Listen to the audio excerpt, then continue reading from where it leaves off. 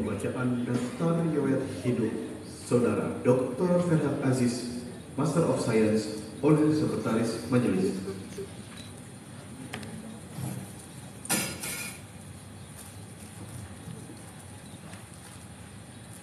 Biodata ringkas. Ferhat Aziz lahir di Curug, Bengkulu pada tanggal 10 November 1958, adalah anak ke-8 dari 11 bersaudara pasangan Bapak Yai Haji Abdul Aziz Masyur dan Ibu Hajah Marhamah Mazan, menikah dengan Beranda Diah Kusmawati dan dikaruniai 4 orang anak, yaitu 1 Nadia Ihsana, 2 Firman Imanuddin, 3 Farid Azedin, dan 4 Fadli Azedin. Berdasarkan keputusan Presiden Republik Indonesia nomor 3/M tahun 2022 tanggal 19 Januari 2022, yang bersangkutan diangkat sebagai ahli peneliti utama di Badan Riset dan Inovasi Nasional terhitung mulai 1 Oktober 2021. Berdasarkan surat keputusan Kepala Badan Riset dan Inovasi Nasional nomor 258/I/HK/2023 tanggal 14 Agustus 2023, yang bersangkutan dapat melakukan pidato pengakuan profesor riset. Pendidikan formal: menamatkan A. Sekolah Dasar Negeri 47 Palembang tahun 1970, B. Sekolah Menengah Pertama Safrius III Palembang tahun 1973, C. Sekolah Menengah Atas SMA Safrius I Palembang tahun 1976, memperoleh gelar A. Sarjana Fisika dari Universitas Indonesia tahun 1982, B. Master of Science dan dari Department of Physics Wazi Azam University, Islamabad, Pakistan tahun 1986, C. Master of Science dari Department of Nuclear Engineering North Carolina State University, Raleigh, USA tahun 1992, B. Doctor of Engineering dalam bidang Nuclear Engineering dari Tokyo Institute of Technology, Tokyo, Jepang tahun 1996. Pendidikan non-formal: mengikuti beberapa pelatihan yang terkait dengan bidang kompetensinya, antara lain A. Training in Core Fuel Management di Jakarta tahun 1986, B. Scientific Exchange on Evaluation of HPGCR Core Performance di Jepang tahun 1999, C.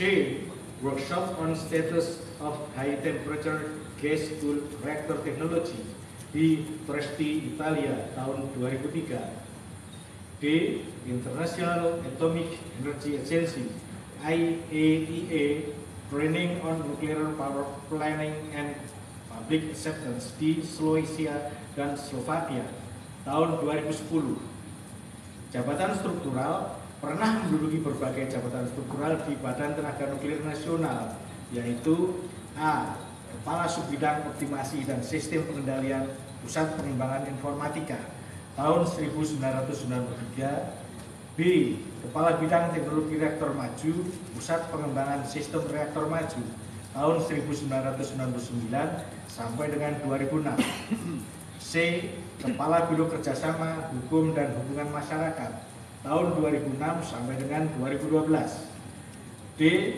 Deputi Bidang Pendayagunaan Hasil Litbang dan Perekayasaan Nuklir tahun 2012 sampai dengan 2013, E. Deputi Bidang Pengembangan Teknologi Daur Bahan Nuklir dan Rekayasa tahun 2013 sampai dengan 2014, F. Deputi Bidang Sains dan Aplikasi Nuklir tahun 2014 sampai dengan 2016. Jabatan fungsional: A. Peneliti pertama tahun 1999, B. Peneliti ahli muda tahun 2003, C. Peneliti ahli media tahun 2005, dan peneliti ahli utama tahun 2018. Publikasi ilmiah: A. Menghasilkan 65 karya tulis ilmiah KTI, baik yang ditulis sendiri maupun bersama penulis lain dalam bentuk buku, jurnal, dan prosiding. B. Sebanyak 32 KTI ditulis dalam bahasa Inggris dan 33 ditulis dalam bahasa Indonesia, termasuk disajikan dalam berbagai forum nasional maupun internasional. Pembinaan kader ilmiah ikut serta dalam pembinaan kader ilmiah: A. Pembimbing skripsi S1 dan penguji disertasi S3 di Institut Teknologi Bandung, Institut Pertanian Bogor, Universitas Andalas, dan Sekolah Tinggi Teknologi Nuklir. B. Pembimbing tesis dan pengajar program pascasarjana di ilmu komputer di Universitas Pamulang. C.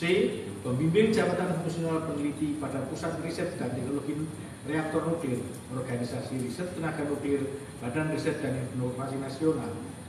Keanggotaan organisasi ilmiah: aktif dalam organisasi profesi. A. Anggota Himpunan Fisika Indonesia tahun 1982 sampai dengan sekarang. B. Pengurus anggota Himpunan Masyarakat Nuklir Indonesia tahun 2000 sampai dengan sekarang. C. Anggota Perkumpulan Masyarakat Riset Material Indonesia tahun 2017 sampai dengan sekarang. D. Anggota Perhimpunan Periset Indonesia tahun 2019 sampai dengan sekarang. Tanda penghargaan: menerima tanda penghargaan sehat rencana karya saktian dari Presiden Republik Indonesia 10 tahun pada tahun 1992, 20 tahun pada 2002, 30 tahun pada tahun 2012. Selesai.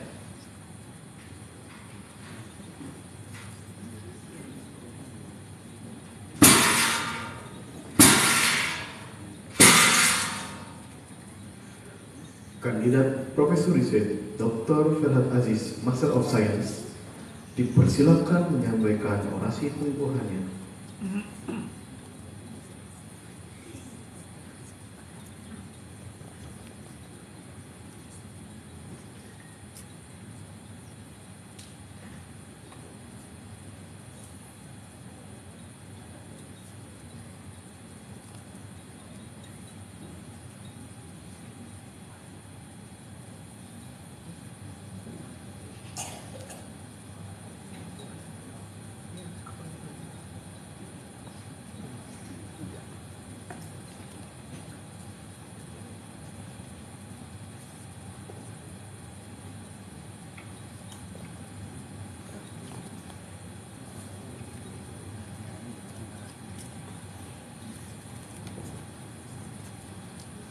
Bismillahirrahmanirrahim.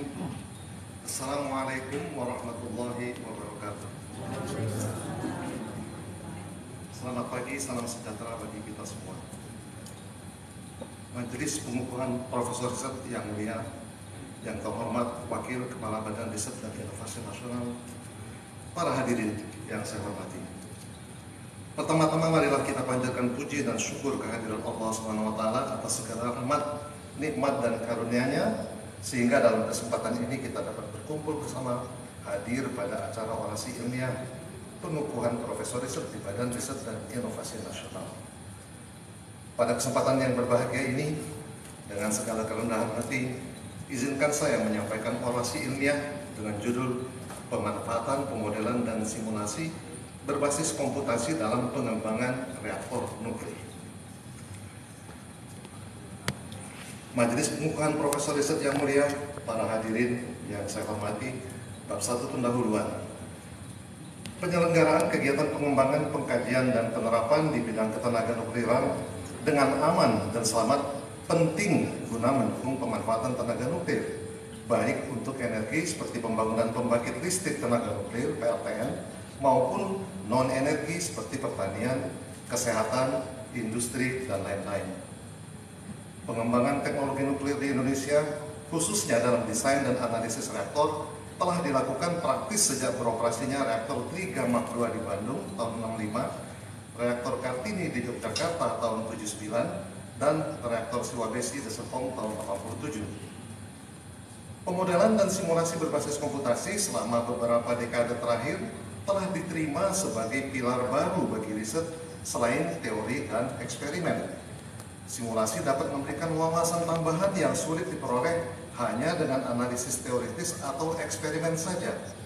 Pemanfaatan simulasi cocok untuk mencari solusi yang akurat dengan penekanan pada keselamatan yang tinggi. Orasi ini ditulis dalam beberapa bab.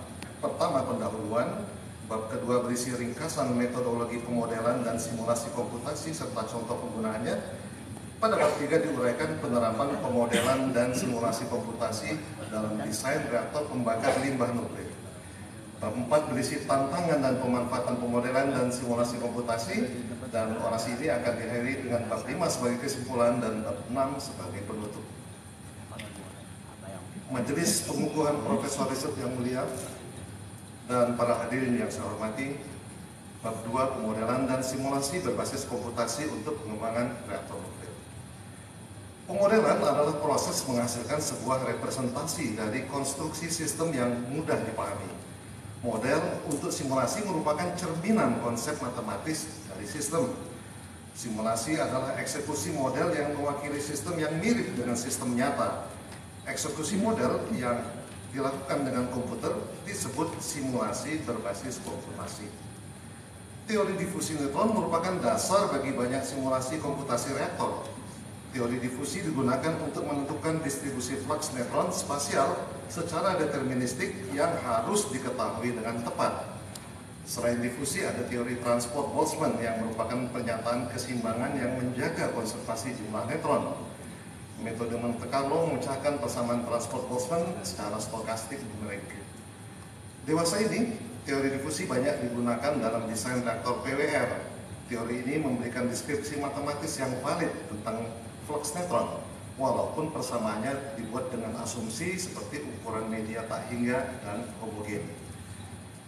Program komputer serap digunakan dalam pengembangan desain elektronik reaktor nuklir untuk menyelesaikan persamaan difusi neutron, sedangkan MCNP menyelesaikan persamaan transport neutron dengan metode stokastik. Salah satu aplikasi adalah dalam reaktor gas temperatur tinggi (RGTT) yang semakin menarik perhatian karena tingkat safety dan efisiensi yang baik. Partisipasi kami dalam riset internasional ditandai dengan keikutsertaan dalam Coordinated Research Program (CRP) dari International Atomic Energy Agency (IAEA) berjudul Evaluation of Core Physics Performance of Gas-Cooled Reactors. Reaktor HTR-10 yang dijadikan problem benchmark CRP ini menggunakan bahan bakar bola, moderator grafit, dan pendingin gas helium. Benchmark analisis dilakukan guna mengukur akurasi simulasi masing-masing peserta dan memverifikasi hasilnya dengan eksperimen. Hasil eksperimen menunjukkan kekritisan pertama HTR-10 dicapai pada ketinggian dan minimum critical mass yang sangat dekat dengan hasil simulasi kami, yang bahkan termasuk yang paling akurat di antara para partisipan. HTR-10 menjadi dasar bagi pengembangan reaktor generasi 4 HTR-PM di China yang telah mencapai daya penuh pada tahun 2022. Manfaat kegiatan benchmark ini adalah dikuasainya teknik analisis desain sebuah reaktor nuklir.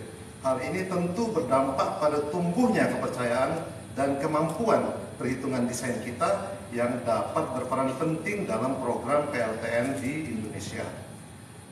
Selain perhitungan critical mass, telah pula dilakukan riset bahan, baik sintesis dan eksperimen maupun simulasi, untuk melihat efektivitas bahan beton lokal dan berbagai campurannya sebagai perisai radiasi. Koefisien atenuasi linear sampel diukur dalam eksperimen dan juga disimulasikan menggunakan MCNP yang hasil keduanya mirip. Hal ini menunjukkan bahwa simulasi dan sintesis dapat memperkuat upaya pengembangan material perisai radiasi untuk berbagai aplikasi. Pengembangan perisai radiasi berbahan lokal perlu ditingkatkan untuk aplikasi reaktor maju yang beroperasi pada temperatur tinggi dan lingkungan radiasi yang lebih kuat, serta fluence neutron yang lebih besar. Majelis Pengukuhan Profesor Riset yang mulia, para hadirin yang saya hormati, bab 3 penerapan dan pemanfaatan simulasi berbasis komputasi dalam pengembangan desain reaktor pembakar limbah nuklir. Sejak PLTN pertama dibangun di Rusia tahun 55, teknologinya telah maju pesat. Di Indonesia, persiapan PLTN dimulai dengan pengoperasian reaktor riset, studi kelayakan tapak, dan teknologi. Reaktor yang dibangun dalam dekade awalnya disebut generasi 1, yang dibangun antara 60-an dan 90-an disebut generasi 2. Setelah itu dibangun generasi 3, 3+. Sekarang kita menyongsong generasi 4 yang unggul dalam keekonomian, keselamatan, keberlanjutan, dan non-proliferasi, serta limbah radioaktif yang minimal. Penanganan limbah radioaktif terus menjadi perhatian masyarakat karena volumenya yang terus meningkat sejalan dengan bertambahnya jumlah PLTN di dunia. Karena itu diperlukan strategi penanganan limbah nuklir yang komprehensif yang harus direncanakan sebelum sebuah PLTN dibangun.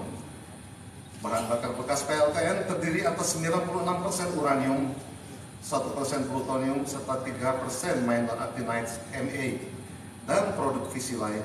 Beberapa memiliki umur yang sangat panjang dan berpotensi bahaya. Karena itu perlu didesain cara untuk meminimalisir baik kuantitas maupun tingkat radioaktivitasnya. Konsep desain elektronik teras reaktor yang dapat membakar limbahnya sendiri menjadi menarik karena meningkatnya volume limbah nuklir akibat pengoperasian PLTN. Salah satu desain reaktor maju yang membakar lewat fisi dan atau mentransmutasi disingkat BT terhadap limbah nuklir telah kami ajukan. Pada prinsipnya reaktor ini membakar dan mentransmutasi limbah nuklir berupa Me dan produk fisi berumur panjang. Transmutasi limbah nuklir bertujuan mengubah sumber radioaktivitas, radiotoksisitas, dan panas terma jangka panjang yang berasal dari plutonium, Me, dan produk fisi berumur panjang menjadi stabil atau berumur pendek. Tujuan akhirnya mengurangi inventory radiotoksisitas dan volume limbah tingkat tinggi yang berasal dari sistem reaktor. Ukuran risiko terkandung dalam high level waste adalah radiotoksisitas. Sumber utamanya adalah bahan bakar bekas. Dalam jangka panjang, komponen utama radiotoksisitas adalah unsur transuranik. Karena itu, subjek utama untuk transmutasi adalah transuranik, yang juga akan mengurangi sumber panas jangka panjang sehingga memudahkan manajemen limbah. Guna memperpendek umur limbah berupa Me, kami mengembangkan konsep Coupled Spectrum Reactor atau CSR. Model trans reaktor yang diambil dalam simulasi ini mengacu kepada reaktor daya PWR konvensional. Desain CSR terdiri atas 2 zona teras yang dimodifikasi sehingga memiliki spektrum ganda, yaitu thermal di zona luar dan cepat atau epithermal di zona dalam teras yang digunakan untuk membakar limbah yang sesuai. BT diatur sedemikian rupa sehingga Me dari limbah nuklir dicampur homogen dengan MOX atau UO2 menjadi bahan bakar nuklir dengan komposisi isotop yang sama dengan komposisi pada bahan bakar bekas. Geometri bahan bakar untuk zona teras bagian luar pada CSR mirip dengan PLTN PWR konvensional. Zona yang dalam mirip dengan reaktor konversi tinggi. Bahan bakar nuklir sangat padat energi sehingga sangat sedikit bahan yang dibutuhkan untuk menghasilkan listrik yang besar. Akibatnya, limbah yang dihasilkan relatif kecil. Namun begitu, limbah nuklir akan menjadi masalah bila dibiarkan begitu saja. Sehingga perlu dikurangi dengan cara dibakar atau transmutasi, misalnya di dalam reaktor atau akselerator. Transmutasi nuklir adalah konversi satu unsur kimia atau isotop menjadi unsur kimia lain. Transmutasi nuklir terjadi dalam setiap proses di mana jumlah proton atau neutron dalam inti atom berubah. Hasil perhitungan kami menunjukkan bahwa satu sistem reaktor CSR dapat membakar jumlah total Me dengan efisien. Potensi massa Me yang dapat dibakar di dalam sebuah teras CSR adalah setara dengan limbah yang berasal dari 12 unit PWR 1 GW per tahun. Evolusi massa Me selama 5 tahap pembakaran di CSR menunjukkan bahwa tingkat toksisitas limbah nuklir berkurang signifikan dalam beberapa siklus, yang mengindikasikan bahwa dalam sekitar 300 tahun tingkat toksisitas limbah sudah menyamai lingkungan, alih-alih ribuan tahun bila tanpa pelakuan. Dengan demikian, desain reaktor CSR ini dapat menjadi metode pengurangan limbah nuklir yang potensial. Manfaat konsep reaktor pembakar limbah ini antara lain, pertama, ia mampu mengatasi masalah yang terkait dengan akumulasi Me dengan cara dibakar atau transmutasi. Kedua, menyederhanakan perlakuan BT terhadap Me dengan menggunakan teras reaktor PWR yang dimodifikasi. Ketiga, konsep ini akan mendukung manajemen limbah radioaktif tingkat tinggi lanjutan. Majelis Pengukuhan Profesor Riset yang mulia, para hadirin yang saya hormati, Bab 4, tantangan dan strategi pemanfaatan simulasi berbasis komputasi dalam pengembangan reaktor nuklir. Pemanfaatan hasil pengembangan efek nuklir di Indonesia diyakini akan meningkat di masa mendatang, termasuk di bidang energi dan pengembangan bahan maju untuk struktur dan komponen reaktor. Hal ini menghadirkan tantangan baru dan memerlukan strategi tertentu untuk menghadapinya. Tantangan itu antara lain karena teknologi informasi saat ini berkembang pesat dengan prosesor makin cepat dan memori besar. Ini menjadi tantangan sekaligus peluang bagi riset dalam mengadaptasi dan mengadopsinya. Perlunya peningkatan wawasan ilmiah karena penyelesaian berbagai problem dan disiplin ilmu berbeda cenderung disatukan dalam satu program simulasi disebut coupled codes.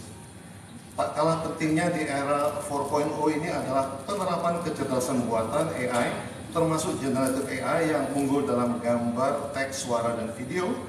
IAEA telah mengangkat AI ini untuk diaplikasikan dalam bidang kesehatan dan energi.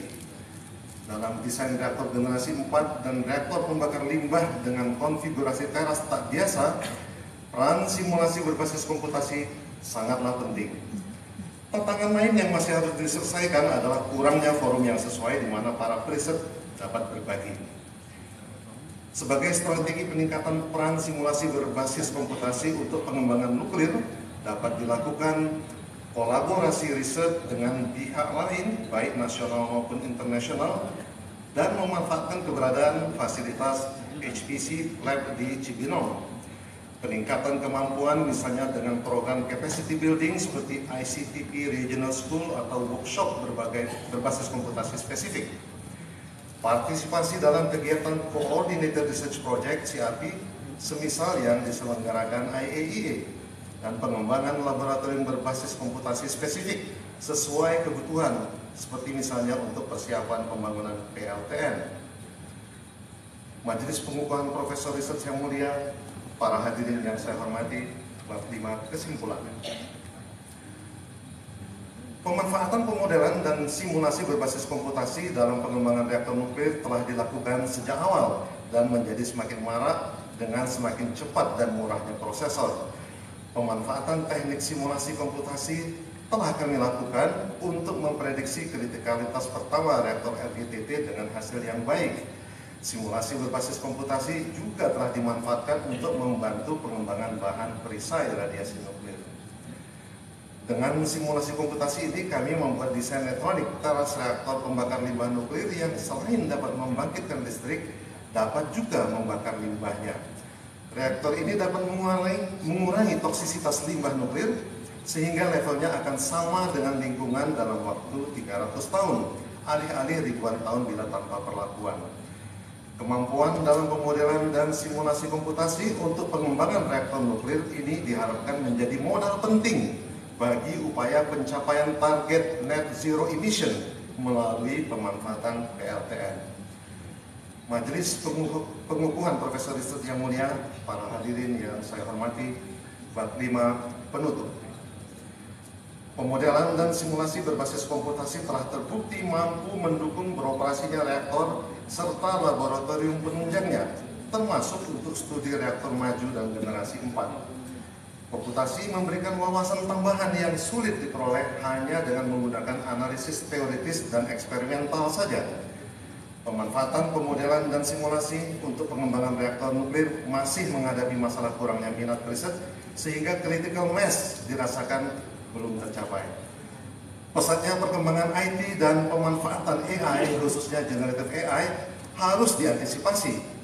Cukup baiknya minat riset muda dalam IT secara umum dapat dijadikan oportunitas guna diarahkan ke bidang reaktor nuklir. Riset di era 4.0 ini semestinya memaksimalkan pemanfaatan pemodelan dan simulasi komputasi yang dapat membantu menyelesaikan permasalahan pengembangan reaktor nuklir dengan cepat, aman, dan selamat. Majelis Pengukuhan Profesor Riset yang mulia dan para hadirin yang saya hormati, Alhamdulillahirrabbilalamin, puji syukur kehadirat Allah Subhanahu wa Ta'ala atas karunia-Nya, rahmat dan ilmunya lah pada hari ini saya telah selesai menyampaikan naskah orasi ilmiah Profesor Riset di lingkungan Badan Riset dan Inovasi Nasional. Selanjutnya izinkan saya menyampaikan ucapan terima kasih yang tulus kepada Presiden Republik Indonesia Insinyur Haji Joko Widodo atas penetapan saya sebagai peneliti ahli utama, kepada Kepala Badan Riset dan Inovasi Nasional Dr. Laksana Trihandoko atas dukungannya bagi kegiatan riset kami, juga kepada Wakil Kepala Badan Riset dan Inovasi Nasional Profesor Amarullah Tafian, kepada Ketua Majelis Pengukuhan Profesor Riset Profesor Gadis Sri Haryani, dan Sekretaris Majelis Profesor Win Pino Groho Astad, serta para anggota majelis yang mulia. Penghargaan yang tinggi untuk tim penelaah naskah erasi Profesor Jarod Wisnugroto, Profesor Zaki Suud, dan Profesor Radno Nuryadi atas segala saran berharga yang diberikan. Juga kepada para profesor riset penelaah bahan orasi ilmiah di ORTN, masukan-masukan yang disampaikan sangat saya hargai. Terima kasih kepada PLT Sekretaris Utama BRIN Ibu Nutriaris MA, Kepala ORTN BRIN Dr. Rohadi Awaludin, kepada Kepala Biro SDM Ibu Retno Wulandari, kepada Kepala Pusat Teknologi Reaktor Nuklir Dr. Topan Setiadipura, para Kepala STM terdahulu dan P2 SRM, para senior saya di Ex-Batan, sejawat di Pusat Riset Teknologi Reaktor Nuklir, rekan di kelompok riset bahan sistem struktur dan komponen reaktor nuklir, teman-teman, para sahabat semasa sekolah, kuliah, dan bekerja, para pembimbing S1, S2, S3, para guru, dosen yang tak dapat disebutkan satu persatu atas seluruh ilmu yang diberikan. Rasa hormat, cinta, dan terima kasih kepada orang tua saya, almarhum Kiai Haji Abdul Aziz Masyhur dan almarhumah Marhamah Mazan, atas didikan, bimbingan, dan doa yang tak putus yang jadi pendorong semangat dan motivasi. Semoga Allah melapangkan kuburnya dan menganugerahkan surga Firdaus kepada beliau berdua. Kepada Bapak dan Ibu Atwar Nur Hadi, terima kasih atas dorongan dan nasihatnya. Semoga Allah senantiasa menjaga kesehatan dan membahagiakan beliau berdua. Kakak dan adik dari keluarga besar Kiai Haji Abdul Aziz Masyhur dan Haji Atwar Nur Hadi, terima kasih atas dukungan dan doanya. Kepada istri tercinta Diah Kusmawati, anak-anak Nadia, Firman, Farid, dan Fadli, Reza, dan Gibran, terima kasih atas doa, kesabaran, pengertian, dan dukungan penuh dalam perjalanan karir saya. Apresiasi yang tinggi saya tujukan kepada seluruh panitia pelaksana pengukuhan Profesor Riset, undangan dan hadirin baik offline maupun online, serta semua pihak yang sudah berkontribusi yang tidak dapat disebutkan satu persatu. Akhir kata, semoga orasi ilmiah saya bermanfaat untuk pengembangan aplikasi energi nuklir, khususnya di bidang teknologi reaktor nuklir di Indonesia. Semoga Allah melindungi dan memberkati kita semua. Amin ya rabbal alamin. Demikian, lebih dan kurangnya mohon maaf. Wabillahi taufiq wal hidayah. Wassalamualaikum warahmatullahi wabarakatuh.